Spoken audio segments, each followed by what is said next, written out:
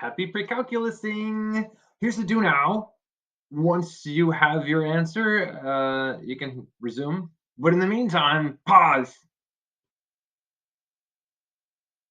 Yeah, nice work. All right.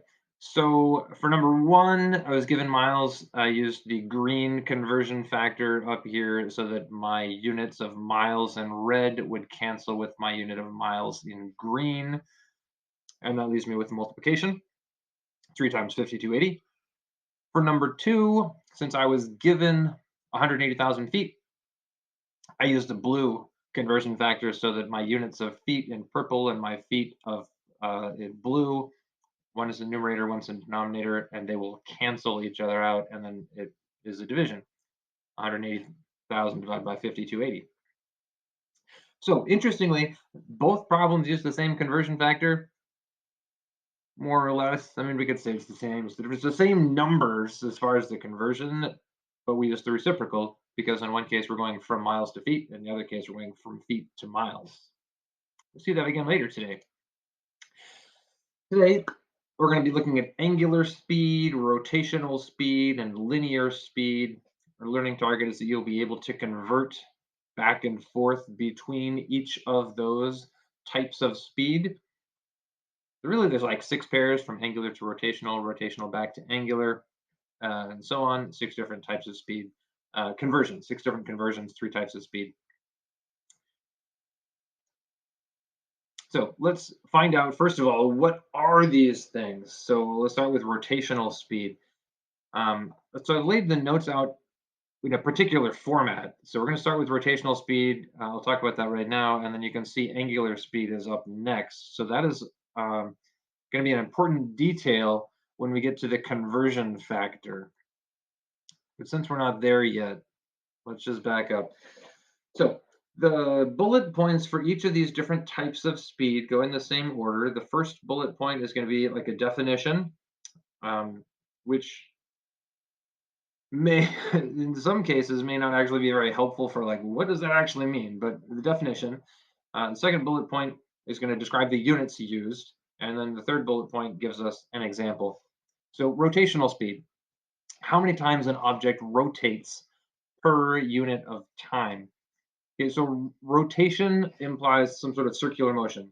And uh, in the study of rotations, we use different words often. So spin would be a synonym. I wrote that on here.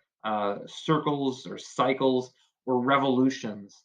And so if you have a background in science, you remember learning about planets and moons and things, rotations and revolutions are not the same in that context.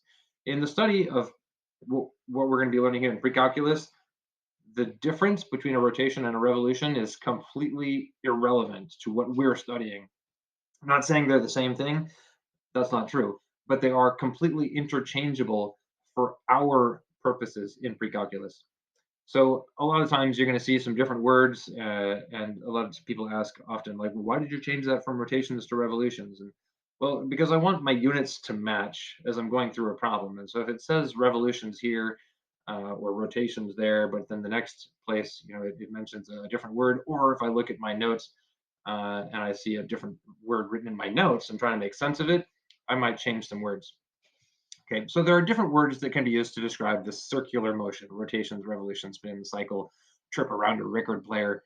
There's lots of ways to describe this circular motion. Rotational speed is always going to be measured in revolutions per unit of time. A common example is revolutions per minute, but we can also use rotations per minute. That happens very frequently as well. An example is we think about a clock. The minute hand on a clock is going to go around one time every hour. So the rotational speed of the minute hand of a clock is going to be 1 revolution per hour. Okay, so after that comes the conversion factor. So from rotational speed, we can convert to a number of different things. So I want to make sure that we understand the conversion factor that is listed there is not always the conversion factor you're going to use. This is only if you need to convert from rotational speed, which is the first thing we talked about up here in green at the top of the notes page, and you need to go from rotational speed to angular speed, which is, you can see the title there is next, that's in blue. Okay, so the conversion factor, which you can see right now, is only if you need to convert between rotational speed up here in green, angular speed in blue. If you need to convert to a different type of speed, like say linear speed, this is not the conversion factor that does that, right? So I placed the conversion factor like literally between the two types of speed on the notes page that you would be converting between. Okay, so this conversion factor is 2 pi radians over 1 rotation. That word rotation you can substitute out. You could use 1 revolution, you could use 1 cycle. Any of those other words that mean the same idea can be placed there. And then just like we saw in the do now, sometimes conversion factors, we do reciprocals depending on which direction you are converting, right? So the 2 pi radians is the numerator and 1 rotation in the denominator. You might have to switch those depending on which direction you are converting. If you're going from the green to the blue, then you're going to use 2 pi radians over a rotation. If you have a blue angular speed and you need to convert to rotational speed, you'll need to do the reciprocal of this conversion factor so that your units will cancel correctly. All right, next up we have angular speed. Let's look at angular speed. So angular speed is the rate at which a rotating object's angle changes. And you're thinking like, I don't know that rotating things have angles. Like if I think about a tire on a car, like is there an angle on there? Well, that's kind of a weird way to think about it. And so, I mean, it doesn't, but it does really. Um, so the maybe a better way to describe this is just with the next bullet point. It's like rotational speed, except it is using different units. So instead of describing this in terms of complete rotations or complete revolutions, like we do in the rotational speed at the top, now we're going to measure how many radians the object rotates through per unit time. Okay, so angular speed is measured in radians per unit time. The time unit can change. Maybe we use seconds or minutes or hours or days or whatever. But angular speed will always, always, always, always be measured in radians. This word does not ever change. So with rotational speed, sometimes we use different words. Could be rotation, could be revolution or cycle or circle or whatever, right?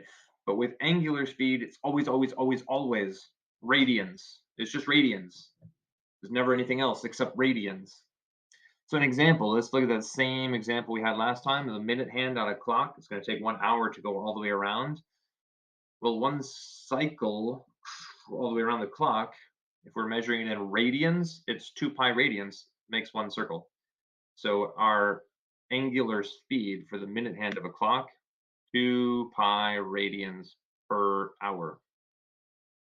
Right, so it's just describing the rotation using different units. We could do this in degrees, but that would be terrible, and we're not ever going to do that with degrees. But it'd be the same thing, right? It should be 360 degrees per hour. It's just describing, instead of complete circles, it's describing it in terms of what the angle measurement we're using. Okay, so conversion factor. If you need to convert between the blue angular speed and linear speed, which will come next in purple, the conversion factor to get between angular speed and linear speed is written onto the notes page, like literally between those two linear speeds. So if you can identify, hey, this problem tells me angular speed, I know that because it said radians, and the directions ask me to find linear speed. I know that because we don't even know what linear speed is yet, but because we can identify that, then on your notes page, find angular speed, linear speed's right next to it. You use the conversion factor that you can see right here. That is literally between them, right? So the conversion factor between angular speed and linear speed in quotation marks. So I put things in quotation marks that you're going to replace. That's like the label, but you need to actually put the length of the radius. So if you're dealing with a particular circle in this problem, and you are given the radius, or you measure the radius, or you calculate the radius, or whatever, when you get that number, right? Like this circle has a radius of 2 inches. You're going to put in your conversion factor 2 inches on the top of this conversion factor. And then the word 1 radius is going to stay on the bottom. So 1 radius will always be part of this conversion factor, but in quotation marks, you're going to replace that with an actual number measured in whatever units you measured it with, right? Whether it's inches or centimeters or miles. Okay, last one, linear speed. So linear speed is I'm sorry, that was too far, is the rate at which a point on the circumference of a rotating object is moving. The classic example here is if you think about a tire on a car or a truck, if there's a rock stuck in that tire tread, the rock you can imagine spinning around and around and around and around and around. Okay, well, how fast is that rock going in linear speed, right? We can measure like, oh, it's doing this many rotations or it's rotating through this many radians.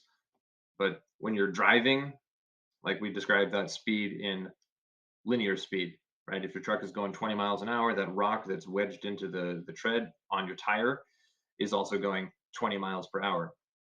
So it's going to be measured in distance per time. We use lots of different kinds of units for distance. It could be miles, like I just mentioned. It could be centimeters or inches or whatever we measure distance with. And the unit of time can change. Could be seconds, minutes, hours, days, years.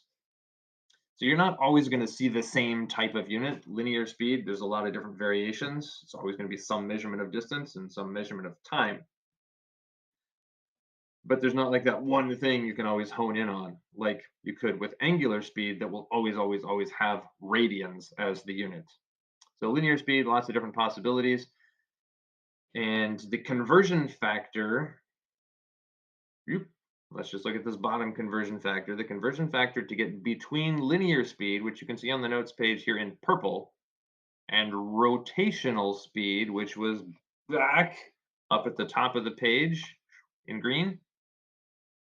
That conversion factor is given here. So the notes page, as I mentioned, has these conversion factors placed strategically. So if this is your page of notes and you've got linear speed down here at the bottom, imagine looping your page of notes to make a big circle. Look at it from the side. A linear speed is written on the bottom of the page down here. And if we're going to go back to rotational speed, which is at the top of the page, we need the conversion factor you can see on the screen right here. So you're going to use the word 1 rotation, and sometimes we use an interchangeable word like revolution, cycle, circle, spin, right? Some variation of rotation or circle. And then the other part of our conversion factor is the circumference. Yeah, I put that in quotation marks. Anything I put in quotation marks, you're going to have to replace. You do not put the word circumference. You actually calculate what is the size of the circumference for this circle. So circumference 2 times pi times the radius.